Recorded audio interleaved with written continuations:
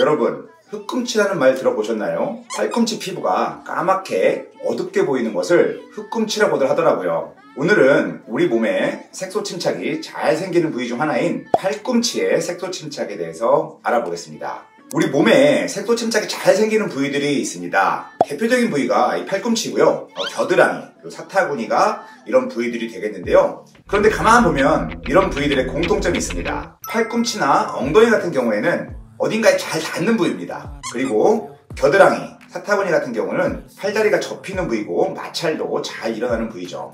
이런 부위에 유독 색소 침착이 잘 생기는 경향이 있습니다. 특히 피부가 어두운 분들이 잘 생깁니다. 그럼 오늘의 주제인 흑꿈치, 팔꿈치의 색소 침착은 왜 생기는 걸까요?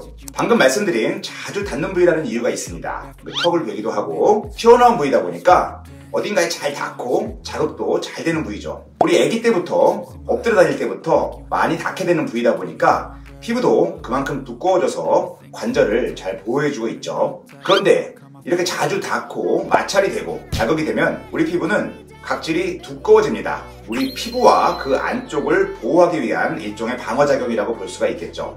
이렇게 각질층이 두꺼워지면 우리 피부는 어둡게 보일 수밖에 없습니다. 또한 색소를 만들어내는 멜라닌 세포가 활발하게 일을 해서 색소를 많이 만들어내는 부위이기도 합니다. 이렇게 두꺼운 각질층과 멜라닌 색소 합성의 증가가 흑꿈치, 어두운 팔꿈치를 만드는 원인이 되겠습니다. 자, 그럼 치료와 예방은 어떻게 할까요? 각질과 색소가 많아지는 것이 원인이 되기 때문에 반대로 각질과 색소를 제거하는 방향으로 치료를 하게 됩니다. 첫 번째는 각질 제거제 또는 각질 연화제의 사용입니다. 이건 집에서도 할 수 있는 방법입니다. 저는 우레아 크림을 주로 추천드리는데요. 이 외에도 아하, 바하 등의 필링제를 사용하실 수도 있습니다. 각질을 부드럽게 하고 각질층의 두께를 줄여줄 수 있어서 꾸준히 사용한다면 어느 정도 효과를 보실 수 있는 방법입니다. 심할 때는 매일 한 번씩 사용하면 좋고요. 호전이 되면서 그 횟수를 2, 3일에 한 번이나 일주일에 한 번으로 점차 줄여나가시면 되겠습니다. 물론 매일매일 보습제를 잘 같이 사용해 주셔서 충분한 보습과 함께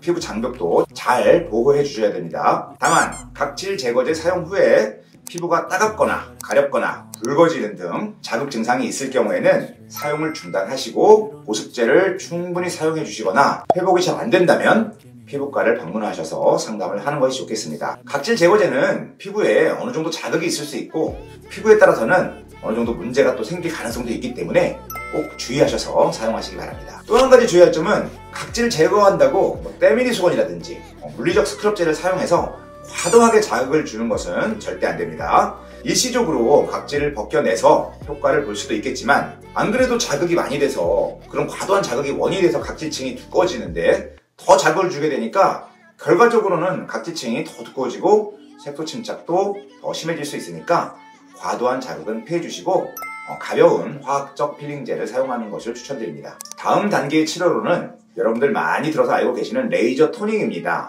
레이저 토닝이란 피부를 손상시키지 않는 범위 내에서 반복적으로 치료하는 방법을 말합니다. 피부 색소를 파괴할 수 있는 다양한 레이저 장비들이 이용이 되는데요. 이러한 레이저 토닝 치료를 보통 일주일에 한 번씩 반복적으로 팔꿈치의 색소를 파괴해서 서서히 팔꿈치 색소가 호전이 되고 깨끗해지는 결과를 볼 수 있습니다. 치료 기간은 사람마다 차이가 있을 수 있는데요. 보통은 10회 이상의 치료가 필요합니다. 최종 결과 역시 개인차가 있지만 완벽하게 주변 피부와 똑같은 색을 만든다기보다는 유난히 어두운 팔꿈치의 색소를 제거를 해서 주변 피부와 그 대비가 크지 않게 눈에 덜 띄게 만드는 것을 목표로 하게 됩니다. 오늘까지 팔꿈치 색소 침착의 예방과 치료에 대해서 알아보았습니다. 닥터 창이었습니다.